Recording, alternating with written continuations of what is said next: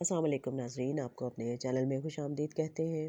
سون میرے دل کی آنے والی قسط میں ہم دیکھیں گے کہ عمار جو ہے وہ ایک آخری کوشش کرنے کے لیے صدف کو منانے اس کے گھر آتا ہے، اور صدف اس کو اچھی خاصی باتیں سناتی ہے، اور اس کی ماں بھی اس کو سمجھانے کی کوشش کرتی ہے، اور لیکن وہ کہتا ہے کہ میں اس کو چھوڑنا نہیں چاہتا۔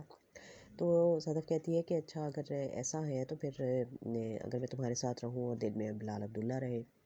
تو وہ خاصا غصہ ہوتا ہے اس پہ، اور وہ ناراض ہو کے جانے لگتا ہے۔ تو ہمشہ کہتی ہے کہ سوچ لو، اب تمہارے پاس اس کے علاوہ کوئی آپشن نہیں ہے اور رہ سکو گے تم اس کے بغیر۔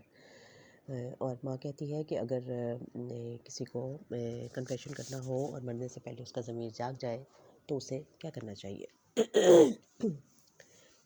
بلال عمار کہتا ہے کہ میں اس کو چھوڑنا نہیں چاہتا، میں اس کے ساتھ رہنا چاہتا ہوں، لیکن اب بہت عجیب سچویشن ہے، اور سن میرے دل میں جب اب حتمی فیصلہ کر لیا ہے صدف نے کہ وہ اب لاہور والا پروجیکٹ جو ہے وہ کرے گی اور یہاں سے لاہور چلی جائے گی۔ ماں اس کو کہتی ہے کہ کیا تم طلاق لینا چاہتی ہو اس سے؟ تو وہ کہتی ہے کہ طلاق کیا ہوتی ہے، تو چھوڑ دینا دوسرے کو۔ تو میں نے تو اس کو چھوڑ دیا ہے، طلاق ہی سمجھے ہو گئی ہے۔ بلکہ ماں اس کو بعد میں کہتی ہے کہ تم اگر طلاق لینا چاہتی ہو تو میں تمہیں منع نہیں کروں گی، لیکن یہ سوچ لینا کہ کسی ایک مرد کو اس لیے مت چھوڑنا کہ کسی دوسرے کا بھروسہ ہو تمہیں۔ تو وہ بہت حیران ہوتی ہے، اور وہ کہتا ہے کہ ماں کہتی ہے کہ آج میں نے تمہیں بلال عبداللہ سے باتیں کرتے ہوئے دیکھا تو مجھے اچھا بھی لگا، لیکن مجھے برا بھی لگا کہ آج تم اس سے بہت فری ہو کر بات کر رہی تھی۔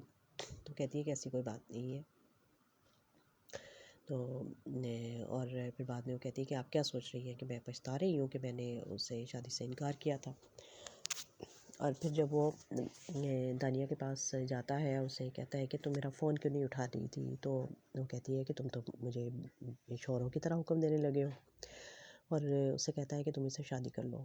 وہ بہت خوش ہوتی ہے کہ ہاں ٹھیک ہے، کب کرنی ہے شادی؟ تو وہ کہتا ہے کہ میں اسے تڑپانا چاہتا ہوں، جس پہ دانیہ جو ہے وہ سمجھ جاتی ہے کہ وہ اس لیے نہیں آیا ہے کہ وہ اسے میری کمی محسوس ہو رہی تھی، بلکہ وہ اس لیے آیا ہے کہ وہ صدف کو پریشان کرنا چاہتا ہے، اس کو تڑپانا چاہتا ہے۔ اور اس کا بھی منصوبہ سامنے آ گیا ہے کہ وہ کہتی ہے کہ میں اس طرح آسانی سے تو نہیں سب کچھ ہوگا، میں جس طرح اس نے مجھے تڑپایا ہے میں اس سے بھی تڑپاؤں گی اور پھر یہاں سے جاؤں گی۔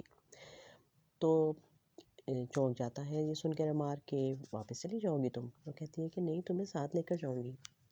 یعنی یہاں پر کہانی جو ہے وہ کافی ٹوسٹ لینے والی ہے، اور ہر کوئی جو ہے وہ انتقام لینے کے در پہ ہے۔ صدف انتقام لے رہی ہے کہ ٹھیک ہے میں اس کو چھوڑ دیتی ہوں اور میں یہاں سے دوسرے شہر چلی جاتی ہوں۔ عمار چاہتا ہے کہ میں صدف کو سے انتقام لوں، کہ میں دانیہ سے شادی کر لوں، اور دانیہ ان دونوں سے انتقام لینے آئی ہے اور ان دونوں کی زندگی تباہ کرے گی، اور پھر اس کے بعد عمار کو چھوڑ کے یہاں سے چلی جائے گی واپس۔ تو ناکامی کس کی ہوئی؟ سبھی ناکام ہوں گے، اور ایک بہت ہی عجیب سی سچویشن پہ یہ ڈرامہ جو ہے پہنچ گیا ہے۔ اور پھر اس میں بلال عبداللہ کی انٹری ہوگی، تو وہ کس کا ساتھ دے گا اور وہ کیا کرے گا؟ یہ بھی ایک دیکھنے والی اور سمجھنے والی کہانی ہوگی۔ بہت بڑا بڑا فلسفہ اس میں بیان کیا گیا ہے، بہت سے ایسے ڈائلاگز ہیں کہ جو بالکل ہی پانی خیز ہیں اور جو عام لوگوں کی سمجھ میں نہ آنے والے ہیں۔ اور اشفاق احمد کی تحریر کو یاد کیا جاتا ہے، لیکن ان کا فلسفہ کچھ اور طرح کا فلسفہ ہوا کرتا تھا کہ جس کو لوگ کہتے تھے کہ وہ ان کے سر سے گزر جاتا ہے۔ تو اب ہمارے رائٹر جو ہیں وہ بھی کچھ اسی پائے کے ہوتے چلے جا رہے ہیں، لیکن ان کا معیار جو ہے وہ بلندی کی طرف نہیں بلکہ پستی کی طرف جا رہا ہے۔ تو دیکھتے ہیں کہ اب یہ ڈرامہ جو ہے وہ مزید ہمیں کن کن فلسفوں کو سمجھانے کی کوشش کرتا ہے اور رشتوں کو کس نوعیت کی طرف لے کر جا رہا ہے۔ دیکھتے رہیے ڈرامہ سن میرے دل۔